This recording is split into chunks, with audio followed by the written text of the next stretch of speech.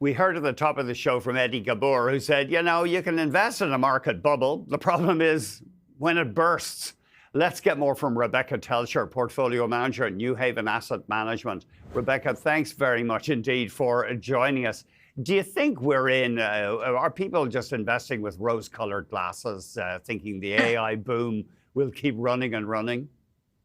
Yeah, I mean, it's so funny because, just before the break, you were talking about real estate, not doing so well, the labor market weakening. You kind of mentioned also, the trade war between the US and China. We're still in a government shutdown in the US, so we're really running blind with regards to economic news.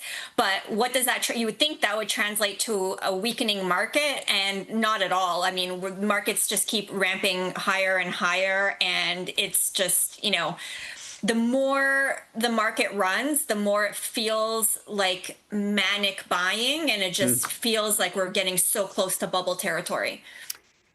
It's just incredible.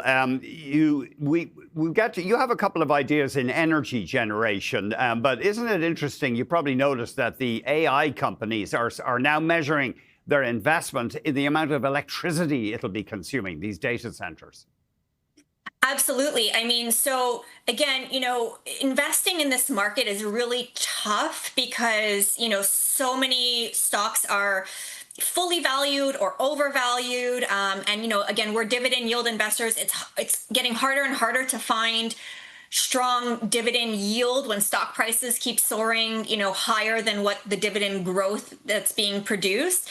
And again, we're trying to look beyond, cyclical growth because, again, we do feel Canada and followed by the US are in store for economic weakness, whether it's going to be a slowdown or a recession, but we are prepared for that with regards to how we're investing.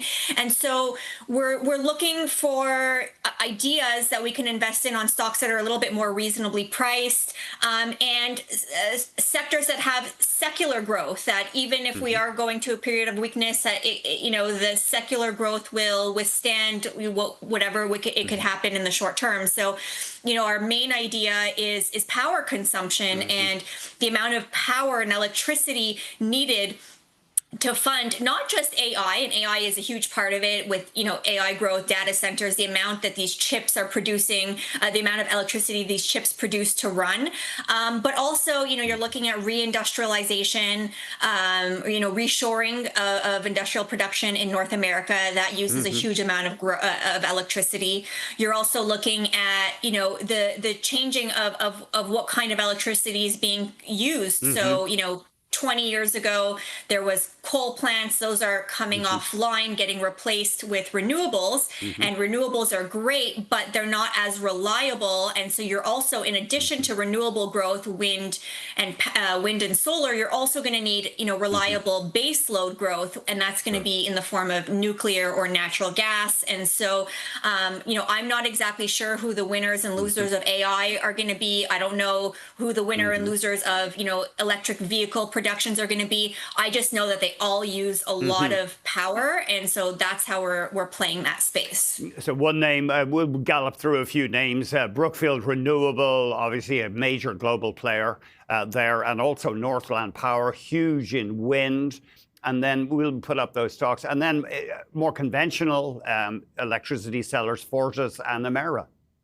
Yeah, so if you look at the two renewable names that you mentioned, so Brookfield Renewables, I mean, they've been doing exactly, they announced it after we've been playing that space for a while. So, they announced two large corporate deals, one last year with Microsoft to produce wind and solar in North America. And then recently, I believe last month, they announced a deal for hydropower with Google. So again, these large hyperscalers, these users of electricity are now trying to secure clean energy, and someone like Brookfield is able to supply that for them. In addition, like Pembina, for example, just a few last week announced a deal. They haven't said who it is, but I think the rumor is that it's Meta. They're going to be building a data center in Alberta, and they secured production for a natural gas plant as well. So that's the story with Brookfield Renewables. And then you mentioned Northland Power. So you had on the screen before Taiwan Semiconductors. Well, guess what? Northland Power is one of their largest projects that's in construction right now, is offshore wind projects off the coast of Taiwan, Right. which is where Taiwan Semiconductors is. So if you think, if you're building all these new chips, well, to actually build or manufacture these chips also uses a lot of electricity. So not just to run the chips when they're in production, but to actually manufacture those chips also uses a lot of electricity as well. So like Northland Power, the stock is up, 38%, maybe not as much as some of those AI stocks, but again, we're looking at substantial growth in these renewable stocks that we think is actually sustainable because their valuations are still pretty reasonable. Rebecca, ARC Resources, that stock has been under pressure, but you see potential? Yeah, again, we're struggling really to find good value in a market that's, reaching bubble territory. Again, much easier in Canada than the US. So it seems like almost nothing in the US is investable right now. But, in Canada, it's also difficult. But yeah, so we're looking at specific stocks that have maybe come off for one reason or another, but we're looking to get through that short-term weakness and be able to grow beyond that. So ARC Resources, have come off because there was issues with the startup of one of their projects. Again, they're kind of getting through that. But, as long-term investors, if there's a short-term blip, that's just a buying opportunity for us as long as their growth is intact. They have premium assets in the Montney, and they also have lots of embedded, growth. They probably have about 15 years of reserves in the ground, so they don't need to be doing acquisitions to fund their growth or anything like that. They also have optionality. I mean, natural gas prices have been pretty weak over the past few months. We're now getting into the time of year, heating season, where natural gas prices should go higher, and ARC has a lot more optionality. I mean, they have some of their plants that are shut in, waiting for prices to get higher, and then they can restart those plants. Again, a really good management team, a dividend that's growing. So, for us, it's a good opportunity to own this for the long term. C&Q is the great reliable stock for many investors. Long-term, very strong returns, big dividend yield. You just see pluses there. Oh yeah, this is, the best management team, not just in Canada, not just in the energy sector, but, in the world. I mean, this is one of the names that you want to own forever. Again, premium assets, low decline rate, strong management team, and a real culture of giving back to shareholders in the form of share buybacks and dividend increases. I mean, they're really good to their shareholders. They do, they really have a long-term outlook with their mines and their projects. I mean, you can't do better than that to own a premium name. 5.5% dividend yield. So you're really getting paid to wait. The stock is off the past few days just because, oil prices are down. So, oil prices are really signaling possible economic weakness, which, we've been saying this for a really long time. And also, just geopolitical tensions, easing in the Middle East will, drop oil prices a little bit. So again, we try to look for a short-term opportunity to add more in a name that we already like and we want to own it forever. So if we can get it at a 5.5% dividend yield, we're happy. Speaking of dividend yields, you see pluses in buying Pembina Pipeline right now. Yep, like I just mentioned. So before the commercial, that they just signed a contract, which what we think is Meta, for a large. They're going to secure natural gas for a new plant to help supply for a data center in Alberta. So the stock really, you see it there. Look, the stock went to almost. I mean, it actually breached $60 intraday, but it went really high, and then it's really come back. And I don't know why it's come back as much as it has. Possibly because there's rumors that KKR, a private equity firm, is going to sell their portion of PGI, Pembina gas infrastructure, but they're probably going to sell it to Pembina Pembina may have to issue equity to buy it. Again, that's a short-term weakness. If they issue equity, again, if they're issuing equity to buy a growing asset over the longer term, we're down for that. There's no problem there.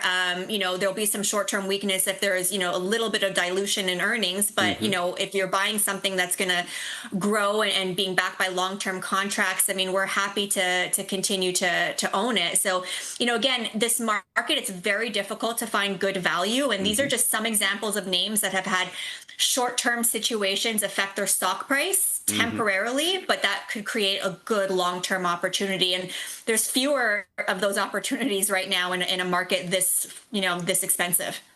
Yeah, it is interesting. The CFO of, I think it was Citi the other day, said, yeah, I see areas of froth in the market, but wasn't willing to identify which ones.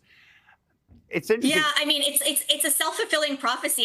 Right now we're coming out with U.S. bank earnings, and U.S. banks are kind of, are posting really good numbers. And I'm rolling my eyes a little bit because I'm like, of course they're good numbers. The stock market is at all-time highs. So of course trading costs are going to be higher. Of course investment banking income is going to be higher. Of course wealth management is going to be higher because of, it's you're getting fees off of higher asset prices. Yeah. So it's a self-fulfilling prophecy. And then, so then again, those banks post good numbers and then the stock prices go up. And it's just like this self-fulfilling prophecy that continues until something breaks. And again, we're in the midst of a government shutdown. And so we're really going blind. The stock market's continuing to rise where we don't really know what's going on behind the scenes with the economic data. We see it, in Canada that things are weak with regards to real estate and labor. I would suspect the U.S. is trending on that same path, but we won't really know. And so, I think the market's, due for a bit of a wake-up call or a bit of an awakening. And central bank easing can only go so far. So at this point, it's just we're just waiting for that correction. I don't know how big, or I don't know when it's going to happen. I don't know how big it's going to be, but it's going to happen. Anita, thank you. Rebecca, thank you very much indeed. We have a segment about Anita and Anne coming up, and I was thinking about that. Rebecca, thank you very much.